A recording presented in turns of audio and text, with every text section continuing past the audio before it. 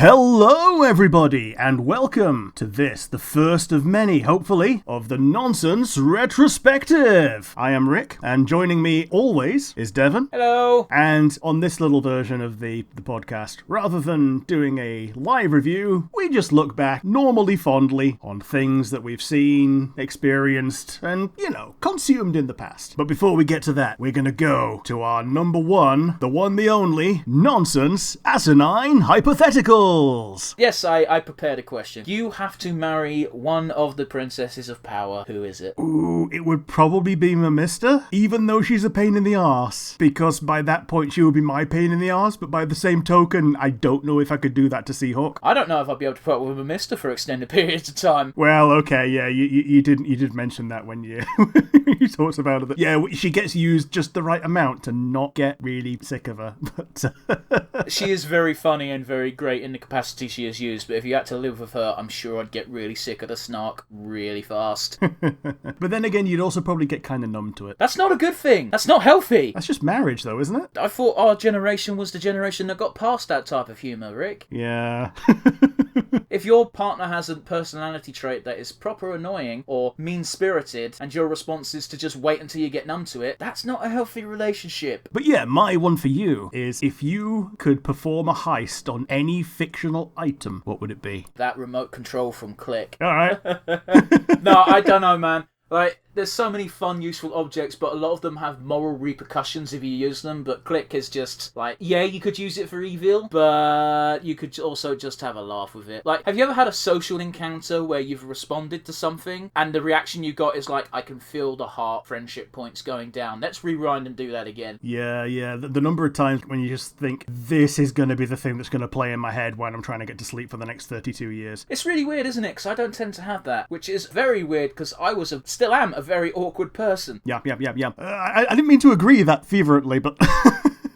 Anyway, Rick, I know you're the host, but I feel like I should prompt you nonetheless. What the hell are we doing? Today, our retrospective, as it were, is on She-Ra and the Princesses of Power. And we reviewed the first two episodes live. It won't be that long ago, actually. And Devon went and binged the entire series. I'd already seen the whole thing. Yeah, he made himself useful and watched the show that I was bugging him to watch for the longest time. And You didn't try that hard, though. You sent me the one link of the Captradora romance and then said, it's good, you should watch it. And I went, I'll think about it, but then didn't. Yep.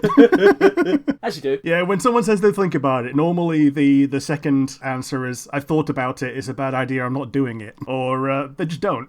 I believe I was already watching something at the time you suggested it, and I was like, I could watch this at some point, but I probably won't. I'm not pausing the thing that I'm currently watching. Yeah, and by the time I finished it, I forgot I'd got recommended something. That's the thing, I'm so used to watching so many concurrent things with anime when it comes out weekly. I don't mind flicking between two streams. No, I get you, man. But again, when things are coming out weekly and you have to keep up to date weekly, it's a tad different than watching a whole damn series. Or should I say 5 whole damn series? Yeah, well, that's the problem with Netflix. They always give you it all in one go. If someone told you, do you want to watch 3 2-hour movies back to back? You'd be like, no. Yeah, you're speaking to someone who likes the Lord of the Rings films. That's more than 3 2-hour movies back to back, and that's 3 3-hour movies back to back. Even longer if you watch extended. Yeah, with the extra half hour of hugs.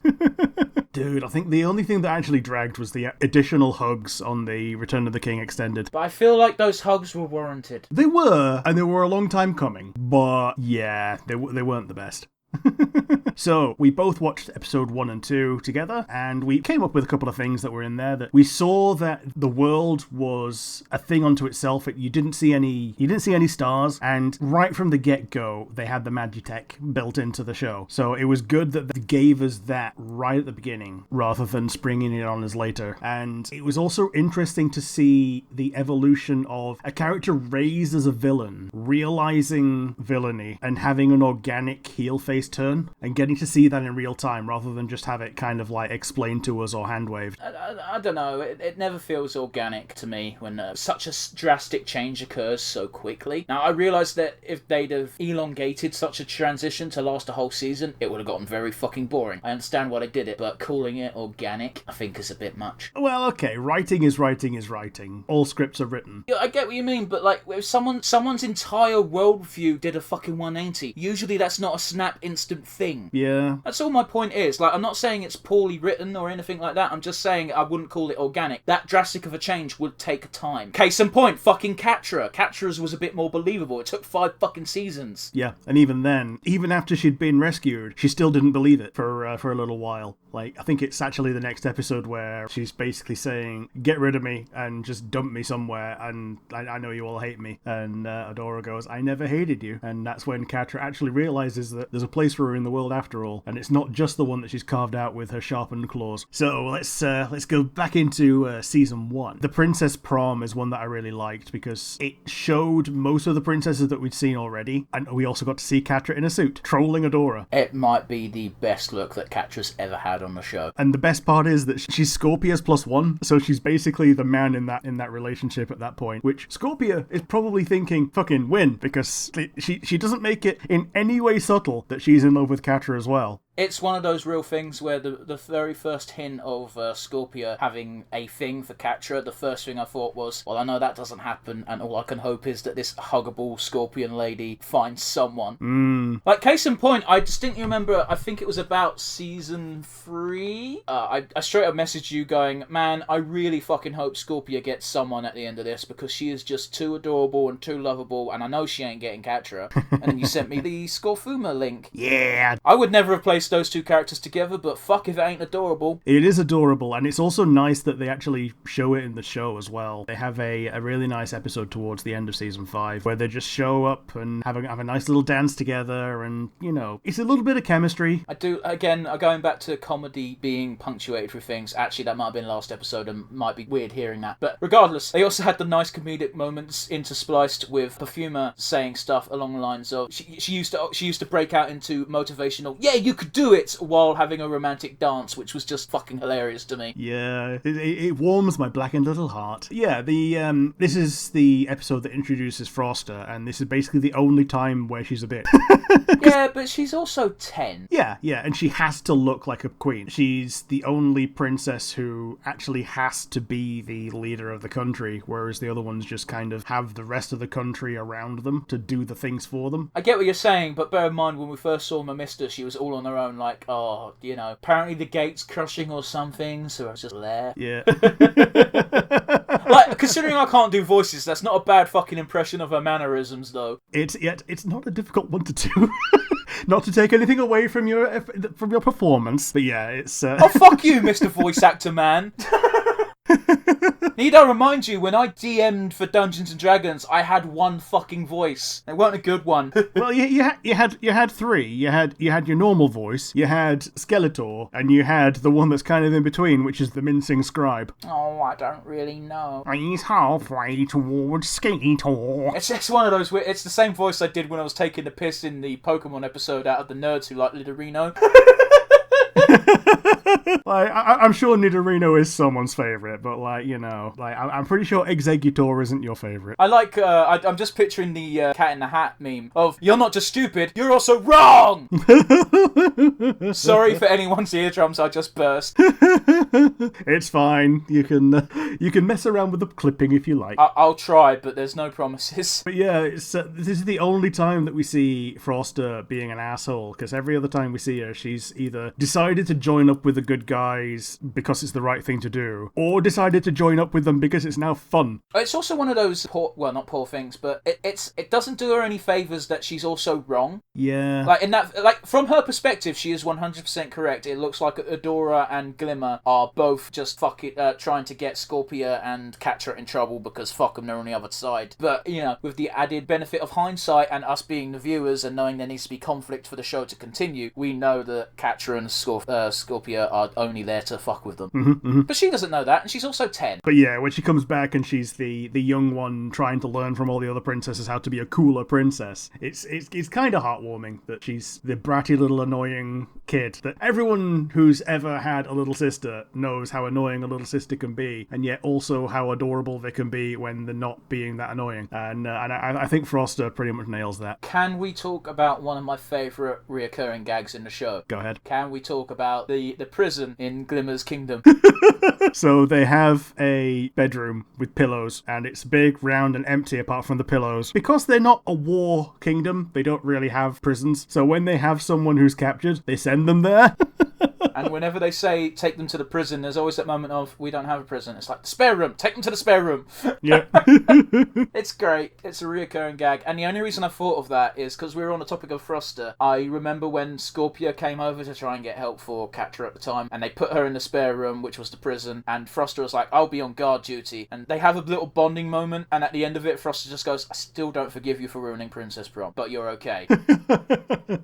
Man, if I had to get a cuddle from anyone from this show, it would be Scorpia. And not just because of the obvious reasons. Well, yeah, she's also very much in the business of giving them. Like, her first words are, just so you know, I'm a hugger. Yeah. And I like when she's going through all of her family stuff, and she goes through the family motto, and one of them is, and don't forget, scorpions give great hugs. Yeah. Man, I know we're jumping all over the place, but can we talk about very quickly what my theory is on how birthing works on Eternia? Go ahead. I have to assume that because of the technological improvements, and basically their technology is magic, which we've kind of already established, there has to be some kind of machine or method where same-sex parents can both produce a child without having to adopt or use any weird shenanigans. The reason I say this is all the way, I think, is it season 2 where we meet them? We meet Bo's parents. Yeah, Bo's dad. And I remember questioning you at the time and straight up saying, hey, is there a way in this world where same-sex parents can have children with both their DNA or something? Or has Bo just been adopted? We never really settled on an answer. But then later on, again during Scorpia's little escapade, we see her looking at a bunch of things, including her parents, and now she's got 2 mothers. At least it looks like 2 mothers. I don't really know what the gender differences are between scorpion hybrid creatures, so it could be a man and a woman. But it looks like a woman and a woman, and we know she's a princess, so she has to have been conceived at least with one of their DNAs, otherwise she can't have inherited the power, unless that's not how that works. There's a lot of questions and ifs and whats and buts. Oh boy, I like buts. There's a lot of questions, and not many of them have answers. But I do remember you showing me that picture of the 2 moms, and yeah, they do both look like moms. I didn't even show you the picture. I just mentioned it, and you went, "Is it?" And then you Googled it and found a picture. Yeah, there we are. That's what happened. You remember my life better than I do. There we are.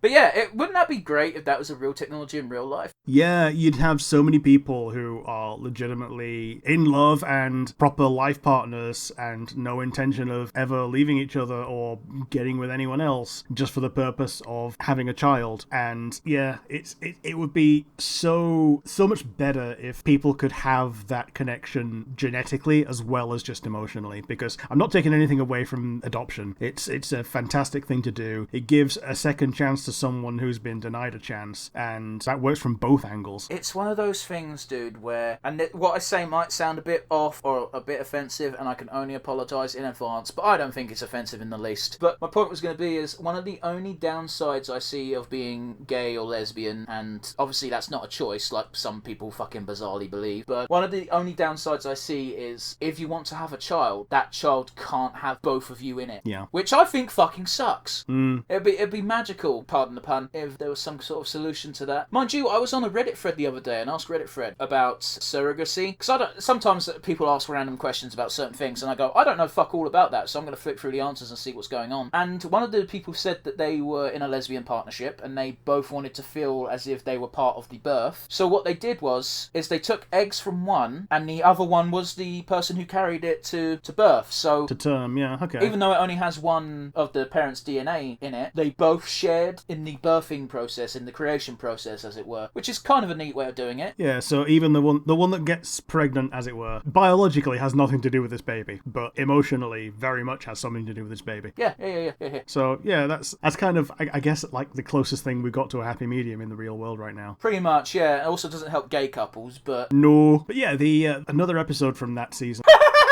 What a fucking segue. Sorry, go on. Gay couples heartfelt choices episode. You could have made it seem a bit more natural, my dude. Well, okay, so backtrack a little bit to the existence of Entraptor, who originally, as far as I'm aware, was just straight up a villain. Yeah, you told me that. Yeah, I think she was just one of Hordak's, baddie squad. I think we had the discussion as well, where I messaged you saying, well, they kind of sport the surprise of Entraptor being a goodie, didn't they, with the intro and her mask being lifted and her smiling. And then I completely got blindsided when she just straight up went Horde. Yeah, well, there's science to do here, and I'm not getting home in a hurry. Fuck it. So when they introduced her, and it looked like, yeah, that she's very definitely going to be a good guy, and then later on, there's a question. There's an episode called "No Princess Left Behind," and well, guess what? She gets left behind. In the main group's defense, they did think she was dead. They did, and she also says she's not a real princess because she don't have a stone. That's also true, which is a weird qualifying, factor. Yeah, she has a territory and a palace and subjects, but she doesn't consider herself a princess because she don't have a magic stone. But she got invited to the princess prom, so yeah. But yeah, I just find it really heartbreaking how none of them thought to look for her because they thought she was dead, and they didn't even have the time to go back and get a body. This show has had a lot of heart-wrenching moments for me, and it's never made me cry, but it's made me tear up, if that makes sense. The one moment that really fucking got me that involved Entraptor, which is probably the closest I came to actually straight up crying, was when she was reunited with the princesses, and I believe Adora was still in space, and she was trying to get the data from the computer because she wanted to save everyone on Eternia because that's what friends do, and all of the other princesses they hadn't turned on her per se, but they were kind of on the outs of her because they were like, well, you've done all this horrible shit, and Entraptor was just like, I'm just trying to help, and she is such a fucking human version of Peridot and therefore autistic as fuck that it actually broke my heart. Yeah, the real heart-wrenching thing about that is that she's going straight into the technobabble the whole time and letting people know what she's doing so it's not going to be a surprise when something goes boom, and the other ones are all just hands on hips, arms folded at the same time, obviously, just glaring at her going, you're an asshole, you've been an asshole for all this time, at any point you could have just come back to us and we'd have welcomed you with open arms, but you just kept on being an asshole. And yeah, she's going, the only thing I know how to do is science is how I help, I'm trying to help, that's what I thought friends do, can't you just let me do this? I don't know what else to do to be your friend. And it's one of these heart-wrenchingly cute things. This moment has so many heart-wrenching moments, and despite there being very little consequences for anything, the only act that had consequences that lasted forever was Angie. Yeah, that's end of season 3. Yeah, the half season. Although they did a good thing with that half season, that the ending of it was a good episode. Yeah, the ending of season 2, as it were, was the episode with Bo's dads. Oh, when they had the inscription on the thing and they said, we believe it to say by the power of Grayskull, and Adora just sniggered and said, well, that's dumb. She just snorts and goes, yeah, fucking don't.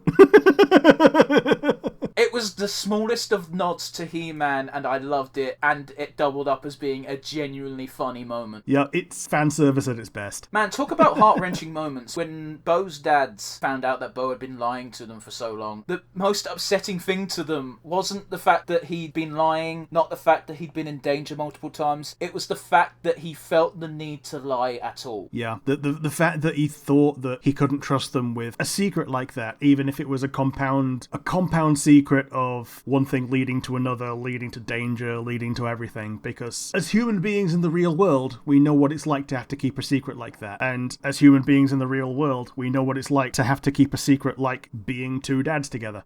We don't like that it has to be a secret sometimes, and in most civilized society, it really doesn't, but in some society that tries to claim itself as civilized, it still kind of does, which is, it's awful, and we need to grow past it, but until we do... The only way we grow past it is when all fucking homophobes, sexists, and racists die. It's not a very nice thing to say, and I get it. It's a fucking horrible, disgusting thing to say, but I've said it in a previous podcast, and I'll say it again. It's all well and good keeping on preaching and saying we all need to come together, we all need to love one another, we all need to get past our petty differences. But hate is such a strong thing, and if you've had a hatred inside you for, who fucking knows, 50 plus years, some people people don't want to let it go because it's like, well, those 50 plus years were pointless. And like, well, everyone with half a brain or a rational line of thinking knows that's not the case. But if you're racist or homophobic or sexist or hate anyone based on such a trivial fucking difference, then you're not exactly a logical being, are you? If you bought a tank to bring to a fight, then you're probably going to struggle to find any reason to get out of it. Unless you're British and you need to hop out for 10 minutes to make some tea. They got the tea device within the tank, ain't they? Well, they do now, but the whole reason that got built into every single British tank, at least during the conflicts where it was relevant, was because proper civilised warfare meant that you need to have tea time, which means at 3 o'clock every day, all the tank people would hop out their tanks and brew a cup of tea, and then get shot because, hey, they're outside their ghillie tank. Fucking, I still can't believe that that's a real factual historical story, in that one of the reasons so many British tank crews got fucking murdered, killed in cold blood, is because they had to hop out at 3 o'clock for tea. Yep. Mind you, talking about ridiculous historical stories, I told Rick the other day about Pickles the dog. Yeah, you did. Which, for people not familiar, in 1966, when the World Cup was hosted in England, the World Cup got stolen and no one could find it. And then about 4 days later, it was found in a bush in the park by a dog named Pickles. Yep. And if that don't sound like a fucking story someone made up, I don't know what does. It sounds like a fucking footnote from one of those 101 Dalmatians fanfictions that we talked about. I say fanfiction, it was an actual sequel written by the actual author, but...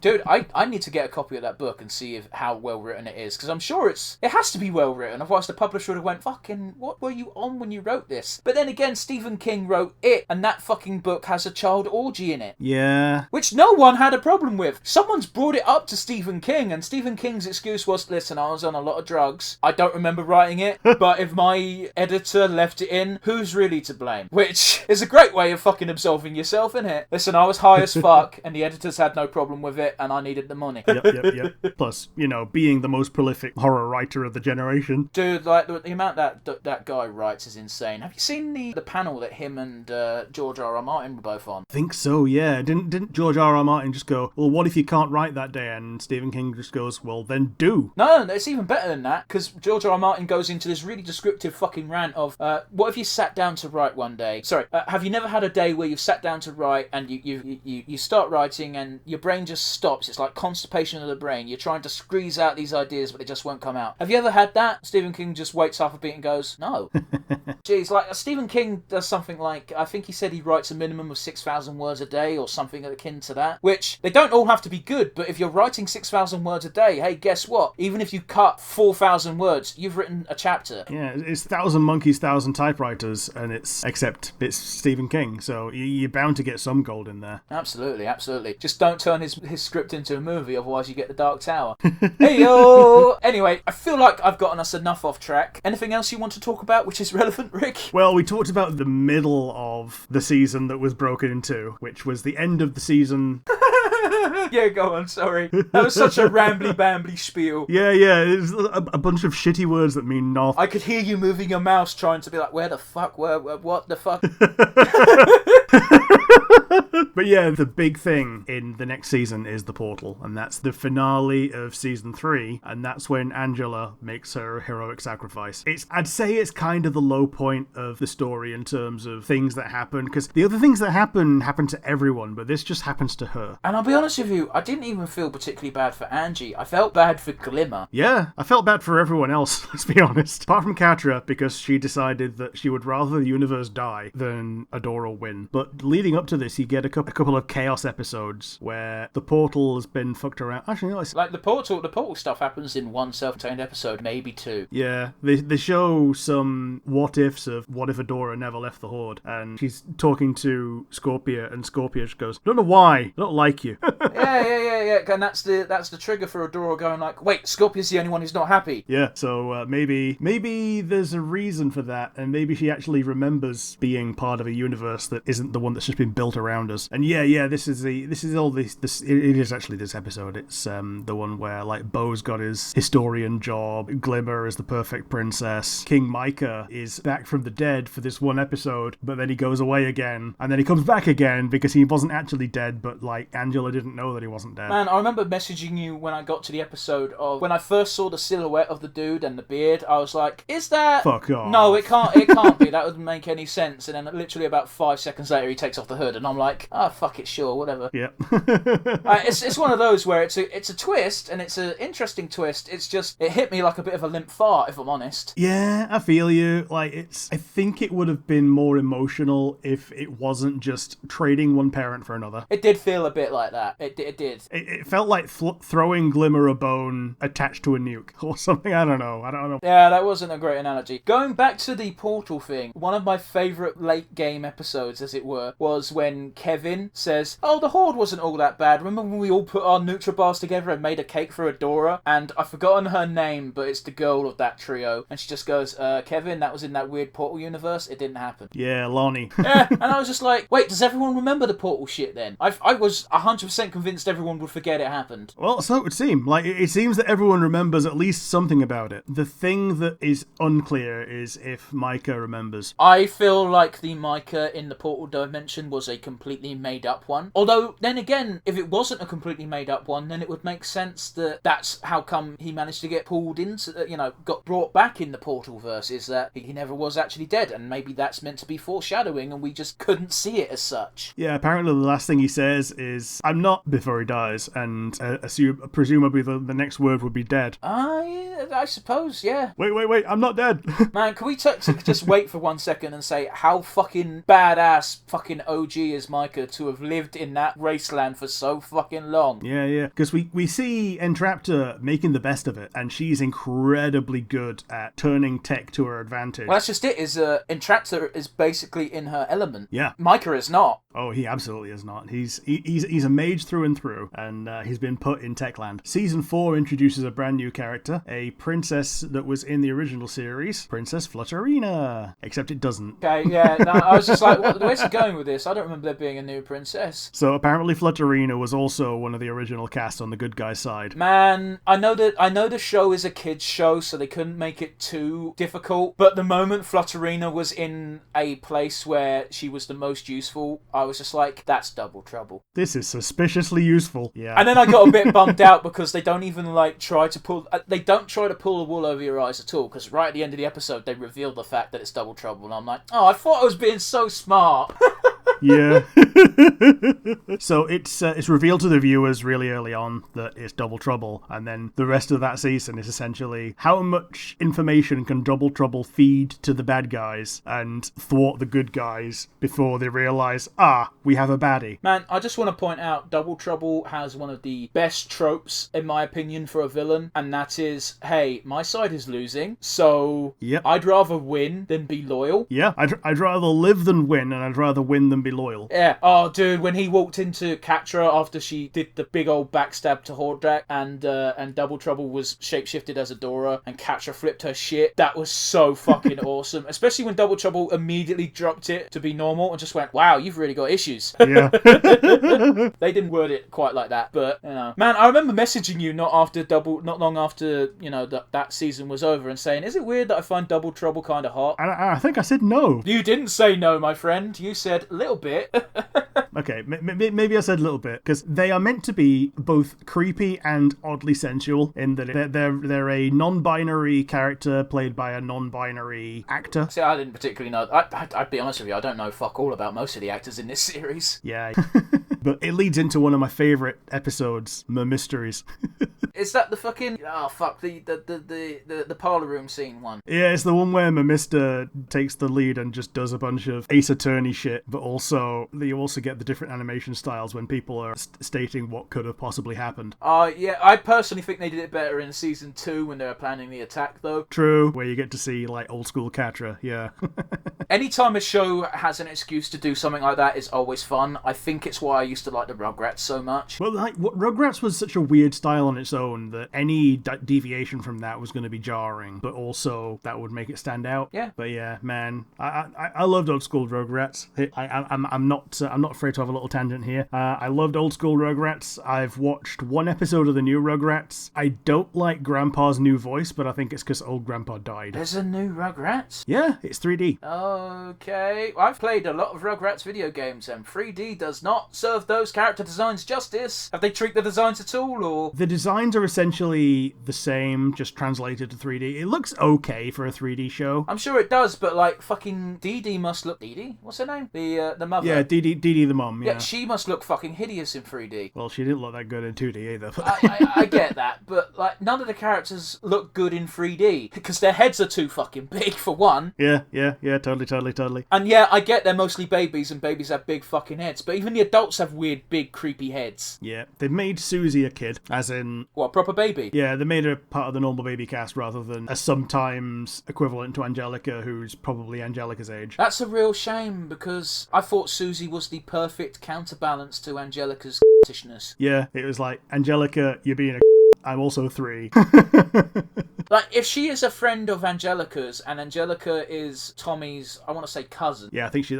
she's definitely a cousin, because their dads are brothers. So Angelica always comes to visit, and if Susie is Angelica's friend from preschool, or whatever the fuck 3-year-olds do, then it's not beyond the realm of... Like, there's no reason you can't have them both still be older kids and still hang with the babies. What the fuck was that? Did you drop something? I didn't drop anything, but something's fallen somewhere. Oh well, I hope it's not liquid on electronics.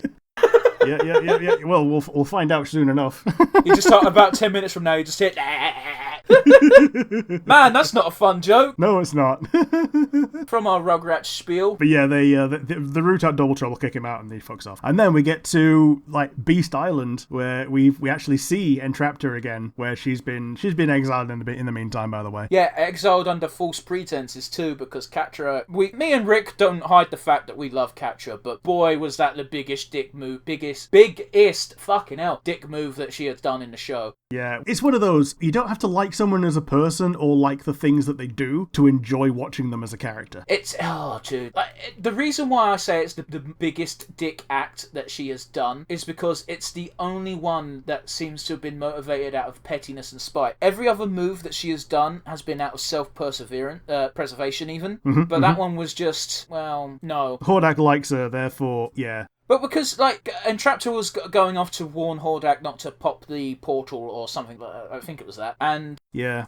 Catra successfully knocked her out, and Scorpia was like, okay, we'll just put her in a cupboard until later. But no, Catra was like... No, I want her gone, now. Yeah, not cool. And the unfortunate reality is, as much as I like Scorpia, she is easily convinced to do things if she thinks it is beneficial to her friends. And in her mind, Catra is her best friend, even though Entraptor is the one suffering from the consequences here. And yeah, she does say later on, like the last words that Scorpia says to Catra before the heel face turn is, "You're a bad friend," and then she just leaves. But by the way, the fucking voice read on that line, fucking chef's kiss, man. Yeah, it's like a really downplayed Shut Up Hannibal, but also the significance of it gets missed, and that's part of what makes it great in the drama. Well, like, case in point, Catra keeps on going on missions, and she doesn't even realise Scorpia's fucked off until she asks for Scorpia, and Scorpia don't turn up. Yeah, like, she doesn't know that she's left for, like, half a season at least. Feels like it. Yeah. It's this really dramatically sad, but also delicious. I don't know what it is about it, Rick, but I love the term dramatically sad. Just dramatically sad, but also delicious. What a weird series of words to decide to put together. And all because of the Scorpion Lady, who everyone thought was going to be a bit character. I've said it before and I'll say it again, fucking warrior muscle women. Yeah. And the beauty of Scorpia is she's got the look, but she doesn't have personality. Yeah, it's all about the gap moe. You're talking about weeb shit that I'm not familiar with. Well, it's the distance between the expectation and the reality. And you can see that with, like tomboys. Like a tomboy that behaves like a girly girl, or a girly girl that behaves like a tomboy. Dude, it bugs me that tomboy can be used to describe a look and a personality. Because when I was growing up, tomboy meant how you acted, not how you looked. Yep. But now it's basically a childish Karen. I disagree. Yeah, but like, if you give a kid a Karen haircut, then, you know, she's probably wearing jeans and a flannel. I don't think mini Karen is what a tomboy is. Oh, it's definitely not what one is. It's just what one gets, like, you know, made to look like when they're a kid. Parents don't have that much creativity when telling the hairdresser this is what the kid wants to look like, so make them look like that. Can I give everyone a bit of advice to if you're going to a hairdresser and you want a specific hairstyle? All right. Is it take a photo? Yeah, take a fucking picture. But barbers and hairdressers are pretty good at drawing out conversation from you, but they're not fucking wizards. If you want a specific hairstyle or haircut, show them a picture and they'll do it for you. Now, here's the flip side. If you give them a picture of a hairstyle that your hair is either not suited for or will make you look like a twat, they'll usually tell you. And then it's your job to take that not criticism, but advice on the chin and assume they know what they're talking about because, hey, guess what? They fucking style hair for a living, and just roll with it. They're not saying it to be mean or to be a dick. They're saying it because, hey, your face might look a bit fat if you have this haircut. Also, don't let under 10s order haircuts. No. That's how you end up with an inverse mohawk. Have you ever seen those? Yeah. They look like a kid trying to cosplay as Mr. Burns. If you get the inverse mohawk I'm thinking of is from a wrestler called Hawk, and it looked pretty good actually, but it looked even better because his tag team partner Animal had a real mohawk. So if they lay head to head with each other, their hair would slot perfectly with each other. Oh, that's. And I'm pretty sure if you went to that fact with either of them in the room, they'd probably kill you. Oh no, yeah, you would get mashed, but yeah, I think it's cute. I think it's kind of like cute that there's tessellating hairstyles out in the universe, even if it is in a place of toxic masculinity. Oh, dude, back in the fucking 80s and 90s of wrestling, you don't even know. But yeah, just after Beast Island, we get the actual culmination of things that they've been building up to throughout this series. The realization that the holographic Yoda that's been teaching Adora how to be a good little superhero is actually a very, very, very evil AI that just wants to destroy everything in the universe and wants to continue destroying everything in the universe because she's been told to. Well, there is that little bug in her AI, which is her from back during Mara's day, and how they became friends, and it's the one little thing that stops her from being fully evil. And even in her final dying moments, she sort of reverts to that personality, and it's just like, thanks. Yeah, I think the final words are something along the lines of, don't destroy the sword, don't destroy the sword, and then she just like has a moment of, destroy the sword, destroy the sword! I don't personally remember that, but sure. But it's along those lines. It's basically it's like, don't do it, do it kind of thing. Yeah, I'm just saying I don't recall that moment. I'm sure it was there if you remember it. I just don't. And the culmination of that episode is that Etheria pops out of the pocket dimension that it's been in for the entire time and is now in the universe and now has the universe to contend with. That leads us into season 5 where the universe comes to visit. Horde Prime is the true villain of the series, and he's the progenitor of an entire race of clones of himself, one of which is Hordak, and Hordak is defective, partially because he's a different colour, but the real reason is that he has free will. Is he a different colour? He looked pretty the same to me. Okay, he was the same after he got repainted, but when he was out on his own, he had like the red teeth and eyes and all that rather than the green. Yeah, but I thought that wasn't really a visual. I thought that was just the guy's been fucked up by not having his regular nutrients and shit, not because he was actually a different colour. I don't know where I'm going with this, but do you know what I mean? I get you. So it's one of those. I don't think it's ever explained anyway. So which is the reason why I'm spitting balls. So we get to see Horde Prime in his prime being a fucking asshole. First of all, he abducts Hordak, wipes him, and turns him into just another one of his quintillion clones. He doesn't really abduct Hordak though, does he? Because Hordak at the time thinks he's done him proud, and he goes to him and he's like, "Look what I've accomplished for you on your behalf." And to be honest with you, Horde Prime seems quite impressed until he realises that Hordak has gained free will. Yeah. Oh, you gave yourself a name. Like, yeah, he wipes Hordak, and it's fucked up. The reason why Horde Prime is such a villain, at least in my eyes, is he doesn't like free will. Anyone with free will is something to be assimilated or destroyed. That's fucked. Moving very quickly on, we're going to move to the... Sorry, I don't mean to fucking steal over your host duties, but I've got an eye on the clock. Very quickly. if we move towards the rescue scene of Catra, Yeah. and Glimmer, fucking we rescue who we think is Hordak, but it's actually wrong Hordak, and that is just a barrel of laughs. Yeah, he's such a really nice character to have, because he doesn't understand not being part of the Horde, but he serves his new friends the way that he served the Horde and still thinks that he's loyal to Horde Prime for most of his existence, until he realizes that, yeah, the friends are actually more important. It's a real, like, everyone gets a power-up on that planet, but very specifically Catra and wrong Hordak. But before we get there, fucking that fight scene between mind-controlled Catra and Adora was the second moment where I almost cried, because it was so heartbreaking for me. Yeah, plus the fact that, they damn nearly killed Catra, and the only way to really heal her was to channel the She-Ra powers without the sword. Yeah. Which is kind of what awakens the Super Saiyan form without the limiter. I could gush about it all day. Man, I can't believe how easily Catra got off the Entraptor ship from Entraptor. Now, I know Entraptor is one of those people who doesn't really understand friendship as well as necessarily other characters, but I think Entraptor just contextualizes it as we were villains and now we're not. I don't think she does, because I don't think she ever has the concept of hero and villain. Because even when she's on Hordak's side, she's not really on Hordak's side. She's like, there's technology to play with. Yeah, it's for science. But I do love the little visuals of, like, when after they've rescued Catra and they're in the ship, she just, like, lies down on Adora's lap and goes, "We messing with Adora? I want in." Yeah. And Adora's Lady Boner is fucking strong right there. Yeah. And just after that is when Horde Prime goes, "Well, you've taken my toy. I'm going to take all of your toys," and then starts to assume control of damn near everyone on Etheria. Oh, dude, when they meet up with the Resistance again, and Perfumer is in full-on fucking paranoid, crazy zombie apocalypse mode, where everyone's like, "We're fine, we're cool," and Perfumer's just says, "Show us your necks!" That's all she says. Until necks are shown, she says nothing else. Yeah. It's fucking awesome. I love it, and so realistic. And then we've got the Peekaboo episode, which is another brand new character that's clearly a brand new character and clearly a character that exists that once again is Double Trouble. Yeah, I actually genuinely didn't see that coming. I didn't think Peekaboo was really Peekaboo because it was like, nah, this is too easy. But I didn't see Double Trouble. Yeah, by the same token, because it was so easy, I kind of expected Double Trouble to reappear at some point anyway. But also, yeah, this is the episode where you get to see Perfumer and Scorpia have a dance-off. Yeah, you do. And Scorpia sings that song, which is a bit shit, but also nice. Yeah.